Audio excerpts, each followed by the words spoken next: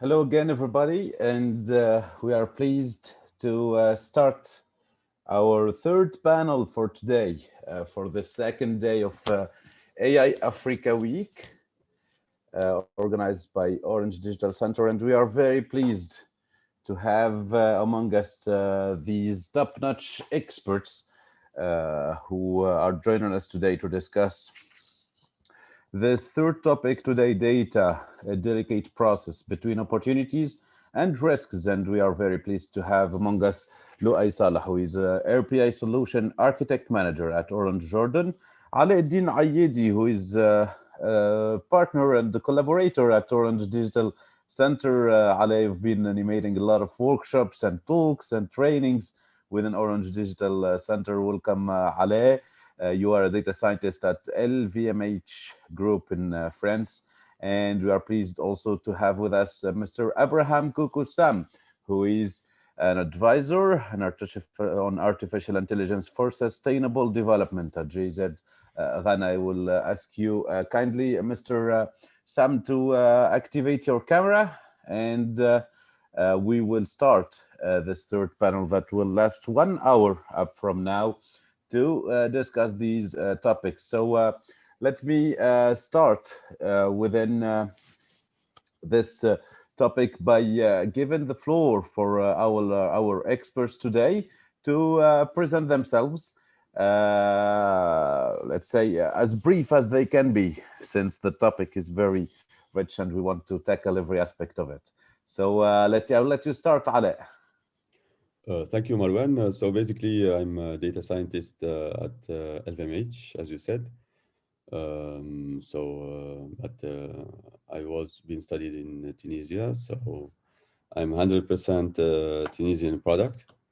We've been in the same And engineering school, Ale. yeah, It's worth mentioning. from SIPCOM, basically. So thank you for this invitation, and also thanks for Orange for this invitation as well. Thank you, Ale. Luay. Firstly, I would like to thank you for this great opportunities. I'm Luay Saleh from Orange Jordan. I'm AI and RPA solution architect in Orange Jordan.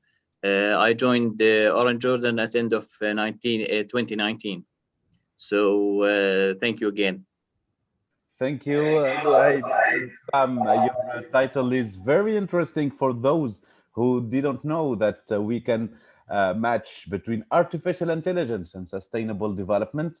You're working on that field. So how can you present yourself to our audience? You can activate your mic. Okay, thank you for inviting me.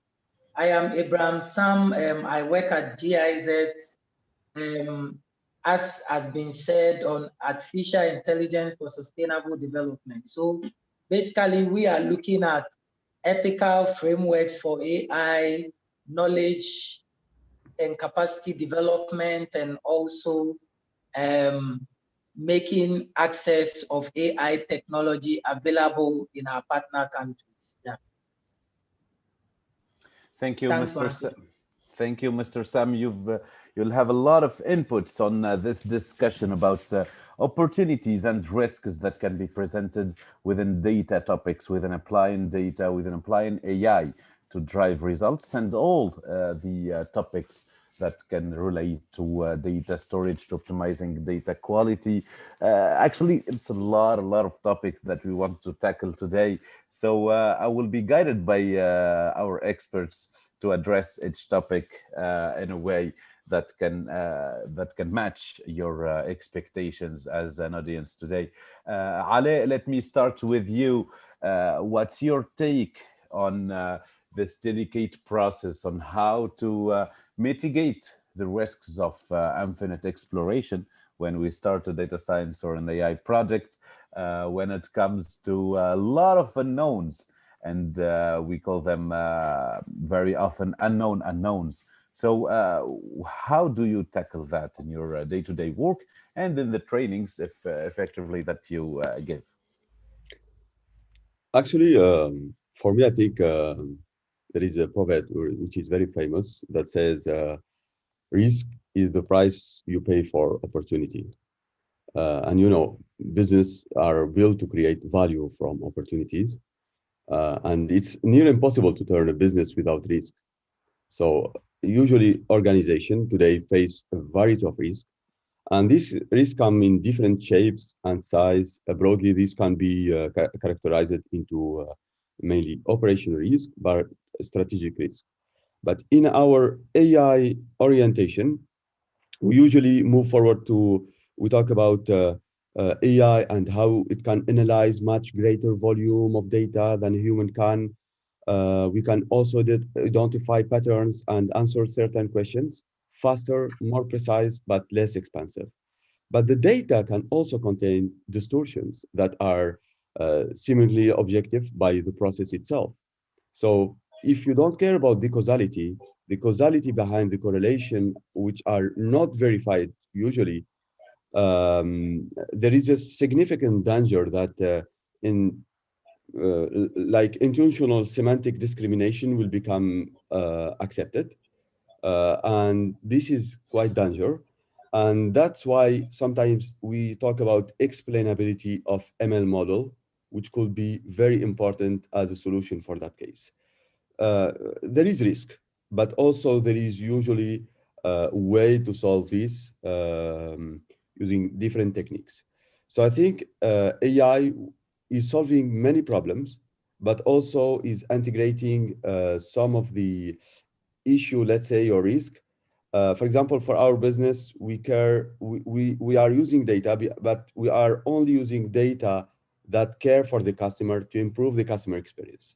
We always share what are the data used with our customer, so they know what are the type of data, what are the information that we know about them. First of all, they will trust more about what we are using with our data, but also they will want even to get better personalized experience. So they want even to share more about their data, about what they are doing right now in order to share the data. So to be honest, I think there is risk, but the risk can be easily mitigated, but by different and easy solutions that we can apply. This is all very insightful, Ali. We will be digging into depth and diving into the depth of these techniques and how it can avoid and maximize the opportunities and the value from them. And you said that opportunity, the risk is the cost of the opportunity itself, and that's very, let's say, reconforting saying to look for the opportunity in the right optics. Luay, you've been implementing AI use cases within your work and your team, and you have faced a lot of constraints.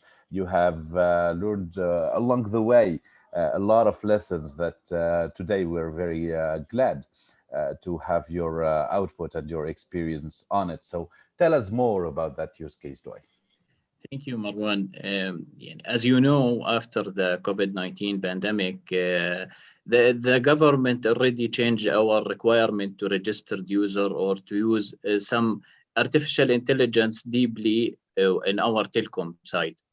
So firstly, or basically, we can say we use an artificial intelligence module to register the customer on our network. How we deploy this AI, and we had to think about the privacy and protect the data of the customer. So basically, firstly, we're going to register the customer on our network by using the face recognition and the OCR engine to maybe you can say to increase the customer and enhance the customer journey and about the registration journey. Okay, basically, we requesting the customer to scan the national ID or the passport. So we extract the data without any human interaction. After that, we use the facial recognition and biometric analysis feature to compare between the images in the national ID or the password and the real-time with liveness features, which is, you can say, the risk in this cases was increased. but we already stored the data in our data lake, and we protect and encrypt the customer data also in our data lake. This is a very good start, Luay, for our panel discussion as a use case that we will be running and exploring to know what have been the learnings and what were the prerequisites and the must-haves to start rolling out like use cases like this one. Let me get to you, Mr. Abraham Kuuku. You are from GZ Ghana, and you work on artificial intelligence for sustainable development. For those who don't know what this is about and how important artificial intelligence and data is to topics like sustainable development, what do you tell them? You can activate your mic, Mr. Sam. We are interested in looking at how artificial intelligence can help us achieve the sustainable development goals. And essentially, if you look at the sustainable development goals, all of them, AI can play a part in helping us achieve that.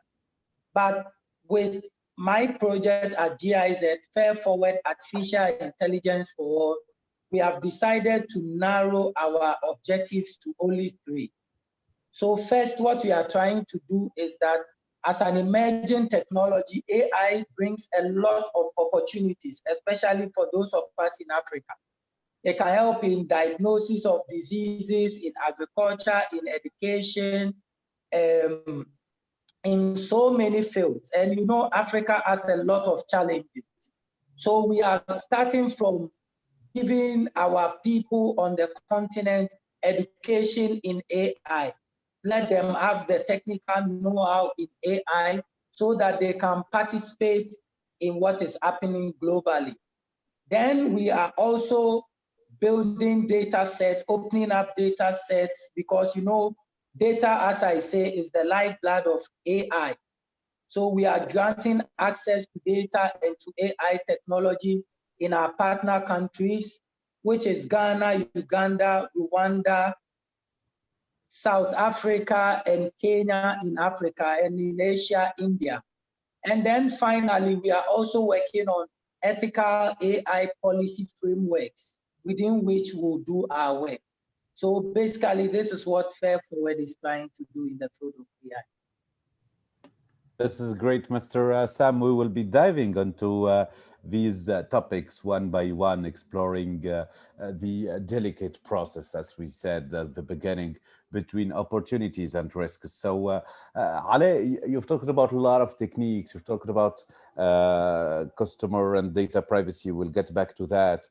You've talked about the explainability of AI models to help data teams and other stakeholders engaged in this use case to understand and to be able to explain these models. But from a very practical perspective, what are the common errors, let's say, that you've seen data scientists or data teams or AI specialists make to who these errors that will make risks huge when implementing AI use case?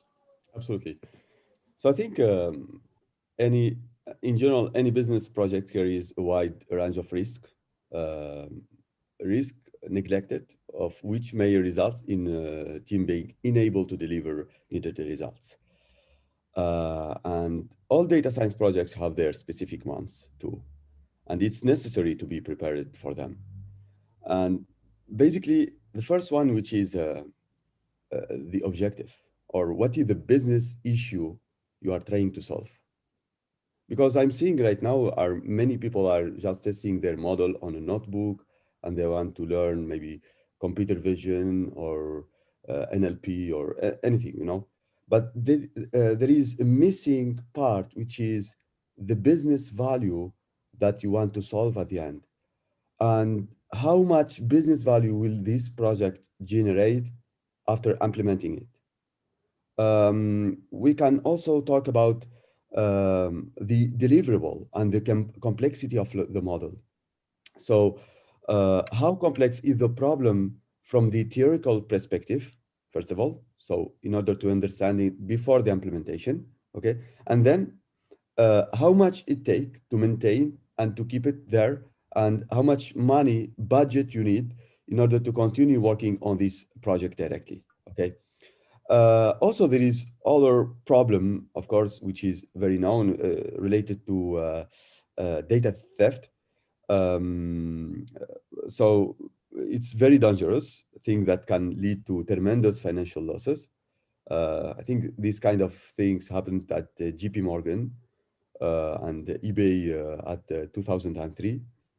And this is, it's a big issue.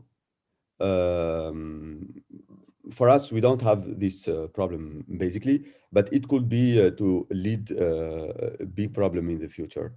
Also, sometimes you can encounter a low data quality because in that case, it does not matter how modern or advanced the technology that you have or how accurate your model is if you don't have the right data to work and use it.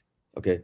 So if your CRM data is providing messy data or dirty data, if you don't have even a CRM system that is providing you with all the transaction and sales that is happening, so how can you use this model, to work on it?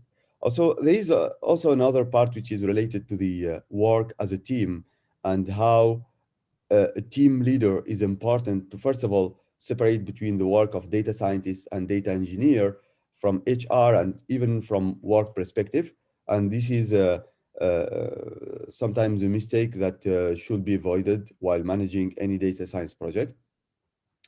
And I can talk also about the budget that need to be specified, and what will be the final output of this budget. So what will be the return in investment based on that budget specified for that project. There are also some other technical stuff that could be specified, like what will be the data size, in that case, what will be the machine that can handle this machine learning model that will run the model, and how much accuracy is needed in order to run this model in production.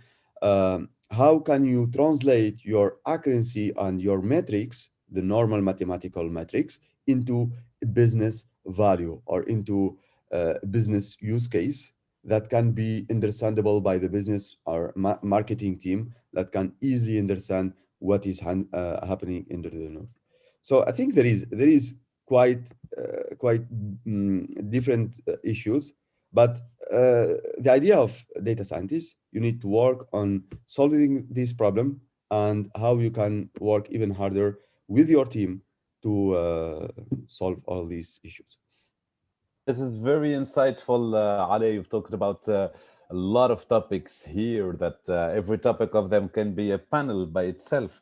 And I would like to highlight specifically that topic you've mentioned of separating the build and the run, the lab and the industrial side of it, and making very concrete differences between these two type of people, two type of profiles, the data scientists and data engineers, and how to avoid having this Chinese wall between these two teams. This is a very passionate topic. Let me get back to you, Luay. You've been talking about this use case you've implemented within a very similar use case to KYC, know your customer topics with artificial intelligence applied to facial recognition, to OCR. And within that, you've talked about being able to store data the right way, to use the data the right way. You've faced some difficulties related to the document scan, to the data, the training data, to the Arabic language, the way you dealt with that. So What were the problem, Luay, you have encountered while implementing this use case? Of course, this didn't come easy because, as you know, in Middle East, the most of the documents are fully in Arabic language. Such as you can say 30% of the documents in Jordan, it's in Arabic language. So as you know, we don't have an OCR engine 100% or 90% accurate for the Arabic language. So we still need the human in the loop with our AI component, especially we have some, you can say some people can't dealing with the smartphone, or all people can't use the smartphone. So we protect our data, and you can say save the data in our data lake to make sure that we have 100% encrypted data. Okay, this is from the human point of view. And if we can say in for the documents are supported in our AI engine, we are completely complete the journey without any human interaction. So basically, our journey really was increased our customer satisfaction, and we increased our human also in the loop with our journey. And regarding these difficulties, how have you dealt with them? Uh, already, yeah, until this moment, already we need the human or our agents in the shops to register our customers that doesn't have you can say an full English version of the document. Yeah, so this is a very important thing to highlight, Luay, because having that step of validation of the data, of the input data there, and after even the OCR, you need that step to validate that the OCR is reading the right data. And that's a very interesting way to tackle this problem, to have high quality data from its input and from its collection step. This takes me to a very interesting question that we've been discussing with Mr. Sam about data quality and data availability in Africa, Mr. Sam. You have a lot of ways, of perspectives to see this topic. So we are really interested to have your intake on how do you see the state of data quality and data availability in the African continent. Okay, I will want to start where Allah left off. So data quality is a very broad concept, but if you are looking for generic concept, then probably data quality, we have two main kind of errors.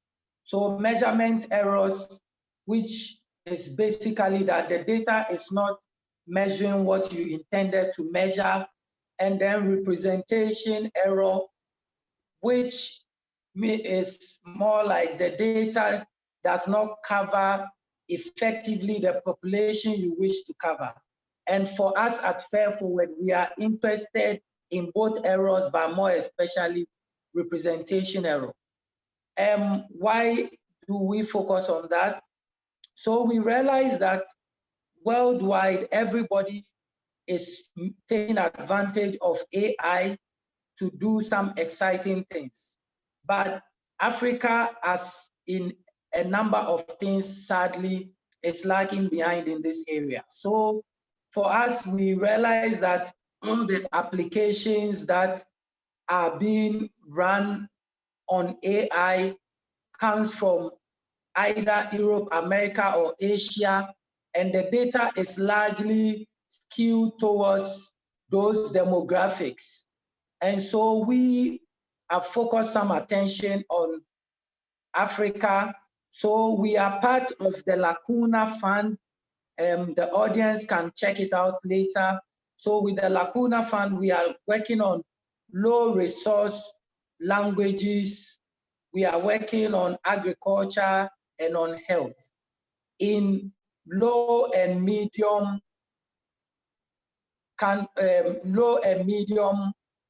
countries. So we are looking at African countries, Asia, and what have you.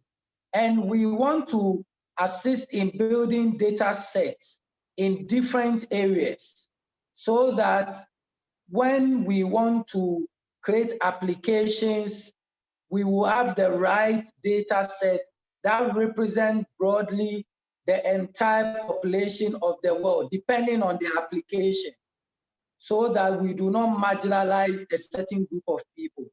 And we think that to conclude on this question, I would say that data quality means that the data must be fit for purpose. And so once a certain group of the population is excluded, then there are quality issues that must be dealt with. Thanks a lot, Mr. Sam, on bringing up this very interesting topic when it comes to representation and underrepresentation in data points. And this is a topic that we are inheriting from digital gap topics, from internet gaps, from connectivity gaps, and that today we don't want to talk about data gaps if we don't put the right measures and the right techniques to collect data and to ensure that everybody, or that there are levels of statistical and significance representation in this data to avoid these biases that can come after applying these AI models and putting this predictions in place. This is a very important topic, and a topic to be looked at with a lot of attention when it comes to the African context, as you are saying, Mr. Sam. And this brings me to the next question within Ale, because you mentioned already this questions of AI ethics. Alaeddine, you talked about AI, also explainability. You've talked about a lot of topics in there in that area. AI explainability, data privacy also, and you mentioned how you work with that regulations, making sure that you are applying the GDPR principles, for example, into your data science and your AI work. So what do data scientists, Ale, need to know from these perspectives on data privacy? How can a data scientist do a privacy by design approach? What should he keep in mind? Yes. So just to mention something about the amount of data being collected in Africa. I was before involved in the African context. And I remember that there was in South Africa, like there was more than 12 or 13 languages over there. And it's not a written language. So how can they analyze it? How can they basically make any machine learning model on it? So one of the researchers was just putting microphone in front of a radio. And from this radio, he was taking like 24 hours data from this dialect of, I think it's Afrikaans language. And it's really amazing. So he was not stopped because it's not writing data, but he was able to find a clever way to collect data even with low possible techniques. So from explainability perspective and AI ethics, I think this explainability is important, but it has even been legislated in some places. For example, here in Europe, we have this General Data Protection Regulation, the GDPR, which includes a right of explanation that have proven somewhat challenging to interpret. But that mandates greater algorithmic accountability for institutions making data-driven decisions that affect individuals. The idea here is just to give you a high-level overview, because I think some of our attendees don't know what is this interpretability and explainability aspect with regards to machine learning, let's say. The idea is basically imagine I were to create a highly accurate model for predicting a disease diagnostic based on, let's say, feature like symptoms, family history, and so forth. If I created a logistic regression model for this purpose, you would be able to see exactly what weights were assigned to each of these variables in my model. But what if I build a complex neural network model using those sum variables? We could look at the layers of the model and their weights, but we might have a difficult time to understand what that configuration actually means in the real world. In other words, how this layer of these weights correspond to recognizable way to our variables. So in that case, we can think about like neural network may be lower interpretable. So for us in business, how it works, it's that we start with a baseline, a classical baseline, which is explainable, that can be explainable to the business and how it works. It could be a random forest where we can explain each branch of the decision tree. It could be also a covariance-based model where we can have all the weights from factorization machine to yes. Carry on, Ale, carry on. Yes. Um, Additionally, we can consider basically global interpretability or let's say local explainability given these specific data points of your client, your customer, your product. Both of those levels of the global and local, they have value. So usually when you train the model, you train it on the global level, but also you need to make sure that you have this local explainability for each data point. For each customer, you need to explain why you give this kind of classification for him, why you gave this scoring from in the financial market, or why you gave this client low score for churn prediction, because this will be very important from explainability perspective. But also there is another part which is maybe missing for other people.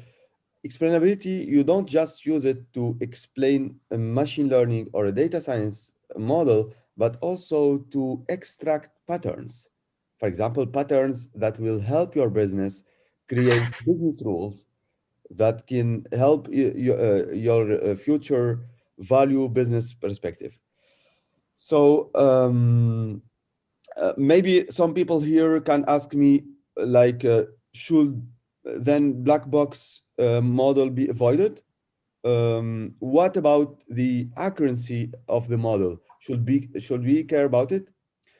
I think these are some of the tasks that today rely on black box model. For example, image classification tasks are often handled by a convolutional neural network whose detailed operation humans struggle to understand. Even through human build them, as I would discuss basically about it from a general perspective. uh, a human also have built some of the tools to peek into those black boxes a little bit. For example, to explain it, but after the prediction, not inside the model. It's not explainable inside, but you can explain it after the prediction. Based on several samples, you can mimic what will be the final behavior of the model. So I think at the end, so basically, I think it's very important to focus on explainability, especially if you are in very sophisticated domain, like medical domain, or even for us in retail. But from business perspective, also to capture all these AI ethics related to GDPR, for example, in Europe, I think it's very important to start. There is also another one, I think, related to the Equal Credit Opportunity Act in US, which require that financial institutions provide people who are denied credit or given less, lending term, basically, you need to provide them a clear explanation on how that decision was being made. So if an algorithm was used in that decision, it should be explainable. And this is basically how the Federal Trade Commission says. Yes, so I think it's important and we need to focus on it as much as possible. Thank you, Ali. This is a topic of high interest, as we may see today in the biggest or the most known AI journals or the AI research. A lot of researchers are being fully focused on these topics of AI explainability and of how to mitigate, let's say, these risks and how to explain what the machine can do and cannot do. Let me get back to you, Mr. Sam. You've talked about these representation bias issues, and that there should be a focus and a point of attention to the data quality topic and the data availability topic in the African context. And I've seen you reacting to Aleh's story about these creative ways to collect data, and this is like the things that you are promoting on your level, Sam. So what are also your intakes on this? How do you see the perspective of evolution of the data landscape and the data ecosystem in Africa? I think it is interesting. I can say that we can do better. We are now playing catch up, but we will get there. I think what is missing is also policy in our various countries to push this, and our lack of understanding of the benefits that we seek to get. So for us at Fair Forward, even though we are very much interested in ethical AI frameworks, we are also promoting open data because we believe that we need some kind of open data so that other people, especially startups, can do their work. And we are also encouraging that in our partner countries, countries must come up with data. We need different data governance models that will help us at least collect data, find rules that will help us to actually manage the data, who can access the data, where it can be accessed, who can use the data, at what fee, if any, things like that. We think they are very important. And so we are interested in various data governance models, data commons, data trust, different ones. We need to explore and see which one works for us, because not everything that works in Europe and America or Asia will particularly work for us. We are at GIZ, we are doing a lot of work in helping to collect data, for instance, in agriculture. So one project, GIZ actually has a data lab, and the data lab just finished one project in Burkina Faso where they collected data on cashew to help in the detection of pests and diseases. And we think that we should encourage more of these.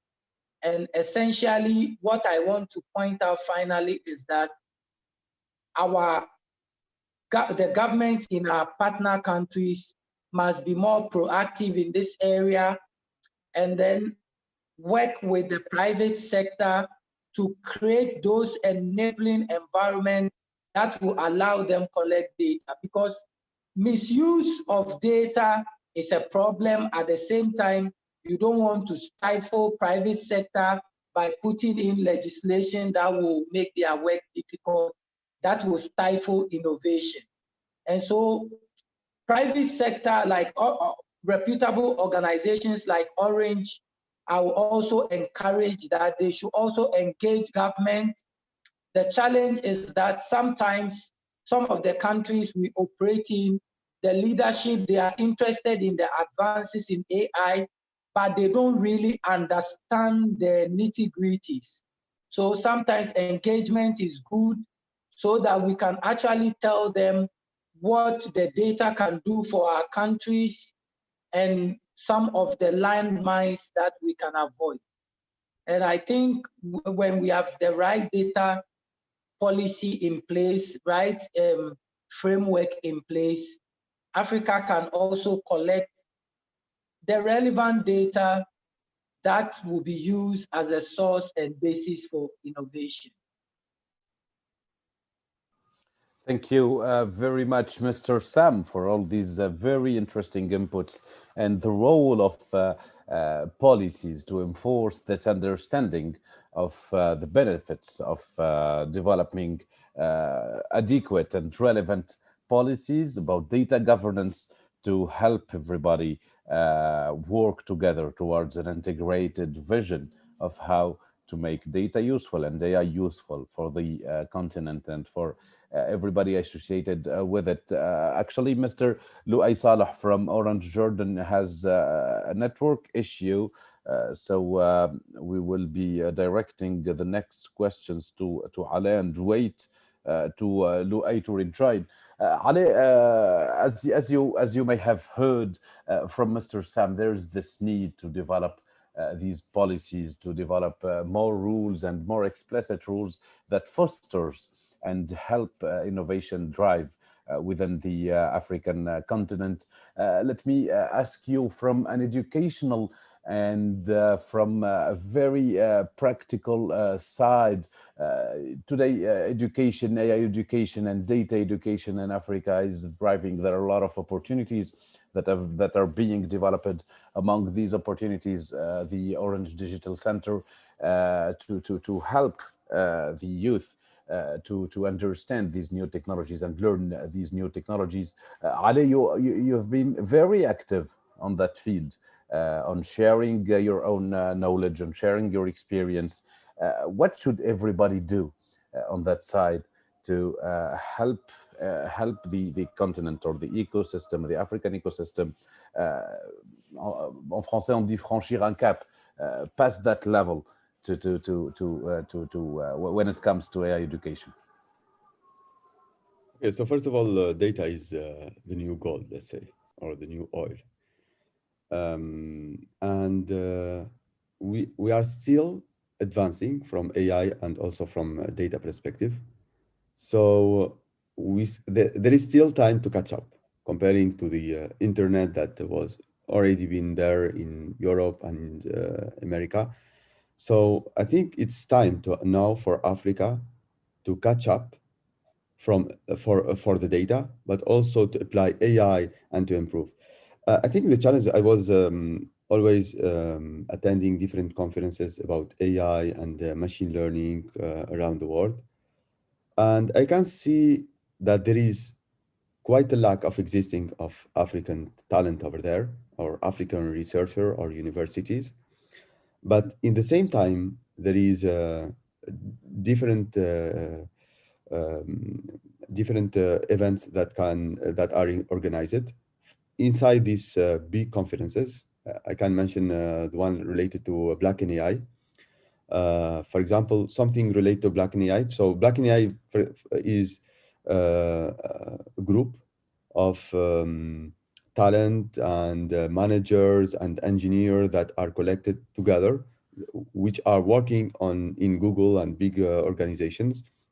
So they collect each other, and they said, okay, I think today we should start something for Africa. We should start working on the improvement of data and AI and how we can demystify this to everyone in Africa. So they created this. So now I think they are sharing like different scholarship in order to attend events, or even scholarship for the university and the researcher and labs to develop more AI technology. So this is great. This is one of the solution that every country can apply. There is also one of the university where I was a professor. It was being located in all, I think, all the African continent, all the African countries. It's called AIMS, African Institute of Mathematical of Science.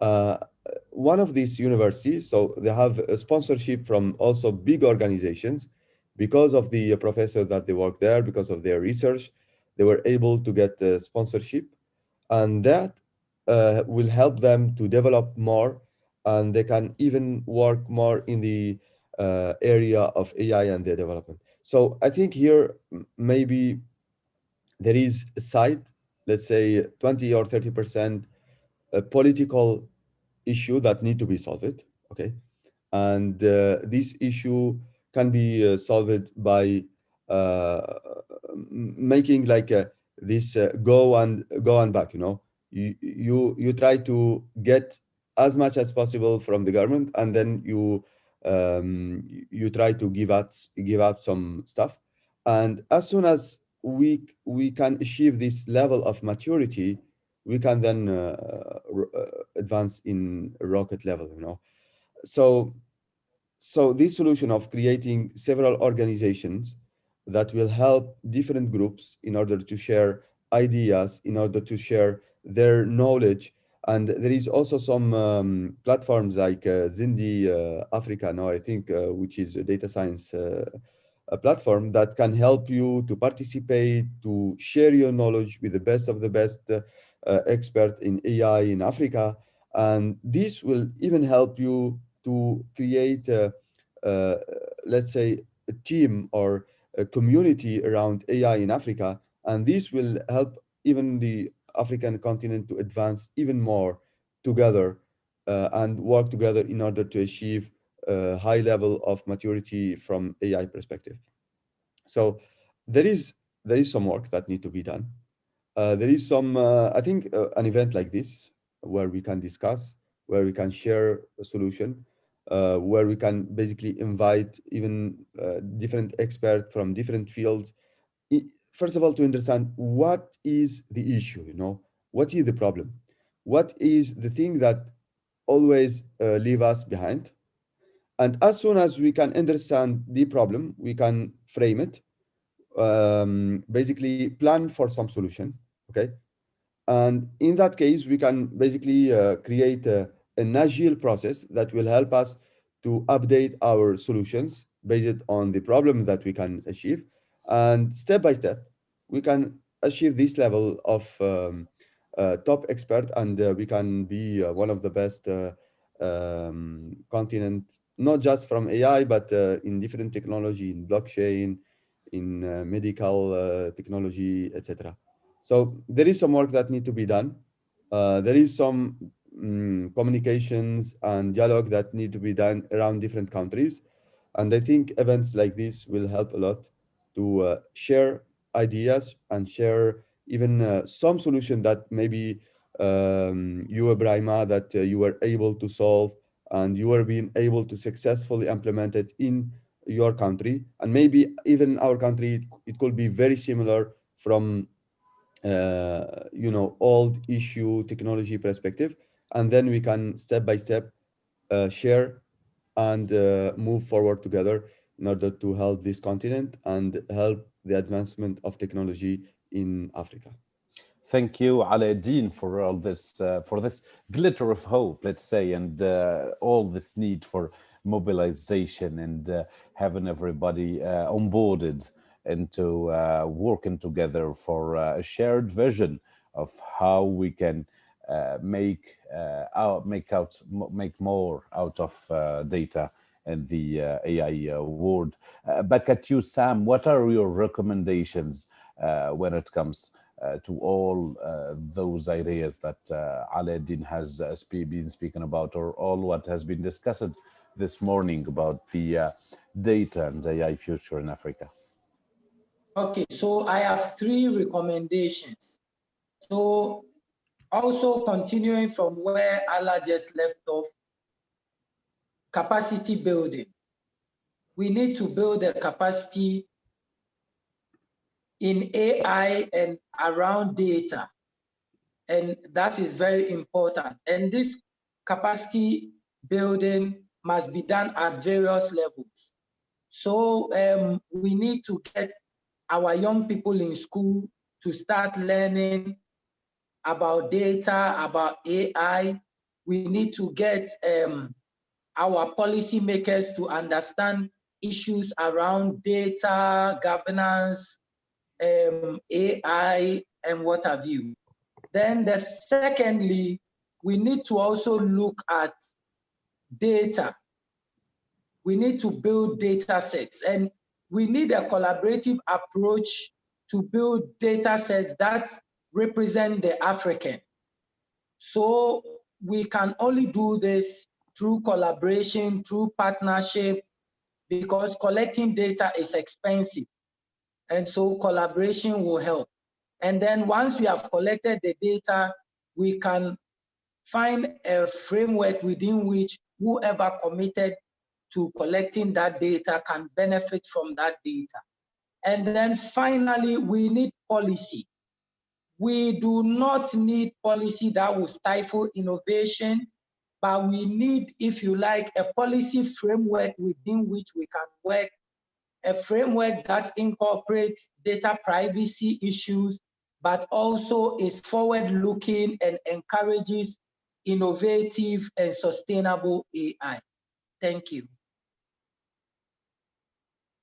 Thank you so much, Sam. Alaeddine, I will leave it with you, your three recommendations. Yes, I think you mentioned something very, very important, which is related to the poor quality of data in Africa in general. And this is one of the problem encountered with many researchers that I met who are conducting research, is that data from Africa are poor. Indeed, they are either do not exist in a complete sense, or they are not a good quality in the sense of lacking validity and reliability. If we can solve this from a data perspective, we can at least move step by step in order to find a way to work together and collect easily data set and be able to achieve even next level in the AI perspective. So I think my recommendation, I think I have two type of recommendation from for Africa and for Tunisia. For Africa, I think we need to collaborate together in order to find solution, in order to apply AI and data and solve problem that could be common to each other. But also for Tunisia, I think because I hear like there are many students are leaving school right now, and as Ibrahima said, this is a big problem. So I can basically say from this place that education is very important, and if you leave school, that means you left one opportunity to the international and technological level, because now the world is moving more to the digital, you know. And if you are going to basically leave school, you will not have any opportunity to access digital again, or maybe the percentage will be 1%. And as soon as everything in the future, in the next 10 years, that was being done by a human being, I'm predicting it will be mainly be done by machines. I'm talking about mechanical stuff and all the man-made things. So what will be the thing very important in the next 10 years? It's the human mind. Okay, so how you can evaluate yourself, and how you can improve yourself, and how you can work on your self-improvement in order to improve, in order to work and advance and work together. So I think this is very important, not just from data perspective, but in general. So if you can work on that, that will be amazing. Thank you, Alaeddine. So we come actually to the end. We have 3 minutes remaining in our panel today.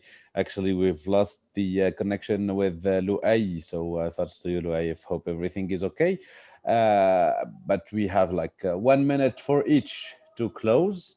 So the closing thoughts, that's a favorite moment for a lot of people. The closing thoughts from you, Sam. Okay, so my closing thoughts, I think if you are anybody working on data, especially in Africa, um, representation is important. We need data that also represent the African so that we can create products that are also relevant to our own context. And also to data quality also means domain knowledge is very important. If the data in isolation means nothing, and so we need to make sure whatever data we collect is fit for purpose. And then something that is probably unrelated to this discussion, but very important, that whenever we collaborate on collecting data, we need to give something back to the people who collected the data. It is very important in building a collaborative spirit so that people will continue to collaborate in building data sets. Thank you. Thank you, Sam. Thank you so much for being with us, Abraham. Kuuku, Sam, you are an advisor on artificial intelligence for sustainable development on GZ Ghana. Thank you so much, Sam, for being with us today. Alaeddine, the closing thoughts from you. What would be your closing thoughts today? So first of all, we need, as Sam said, we need to work on the high quality data problem, which is also a problem for policymakers and for the developing countries. So because the lack of good data prevents analysis, prevent data science, prevent AI, prevent the main advancement. So we need to also create a proper evidence-based decision, to create design evidence-based policies. We need to evaluate on how policies are working right now in different countries, understand this, understand the problem, try to frame solution, work on it, and move forward together. Thank you so much, Alaeddine. Thank you, Sam. Thank you all for being here with us today in this second day of AI Africa Week. Today, we've discussed these interesting topics of data, an underused gold mine to exploit. Thank you so much for being here with us. Follow us tomorrow on the third day of the AI Africa Week. It will be animated by my friend Elias Manei, who is a Google developer expert in machine learning. Tomorrow, the topic will be the algorithms behind artificial intelligence. Fourth day will be dedicated to the topic, what talents do we need for successful and long-term AI projects? And on day 5, we'll be discussing computational power needed for AI. So keep posted on the Orange Digital Center networks, on Orange plus qu'un opérateur, and of course on the website aiafricaweek.com. Thank you everybody for being here with us today. We wish you a very great day. Thanks a lot for all our experts who have been today with us. Thank you, Ale. Thank you, Sam. Have a good day, everybody. Thank you. Thank you too.